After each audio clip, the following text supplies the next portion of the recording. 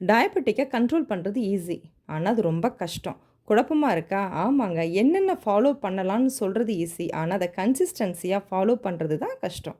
நம்மளுடைய regular life ஸ்டைல்ல இருந்து சேஞ்சஸ் கொண்டு வரும்பொழுது, மனதளவுல சில குழப்பங்கள் வரதுக்கு வாய்ப்பு இருக்கு. அதனால ஹெல்தி லைஃப் ஸ்டைல கொஞ்சம் கொஞ்சமா தான் நம்மளுடைய ரெகுலர் லைஃப் ஸ்டைல்ல இன்ட்ரோடியூஸ் பண்ணணும். ஹாய், ஹலோ, வணக்கம். நான் டாக்டர் ஹேமா, யோகா மற்றும் இயற்கை மருத்துவர். நீங்க டயபெட்டிக்கா முதல்ல இந்த 3 ஸ்டெப்ப ஸ்டார்ட் பண்ணுங்க. நம்பர் 1, இரவு உணவு 7லிருந்து 8 மணிக்குள்ள கம்ப்ளீட் பண்ணிடணும். அதுக்கப்புறம் எந்த ஃபுட்டுமே எடுக்கக்கூடாது. நம்பர் 2, டெய்லி 1/2 மணி நேரம் எக்சர்சைஸ் அவசியம். குறிப்பா கால்கள் மற்றும் தொடைப்பகுதி இன்வால்வ் ஆகுற மாதிரி இருக்கணும். நம்பர் 3, ஒரு நாளைக்கு 2.5லிருந்து 3 லிட்டர் தண்ணி குடிங்க. போதிய அளவு தண்ணி குடிக்கலைன்னா பிளட் சுகர் லெவல் அதிகமாக வாய்ப்பு இருக்கு.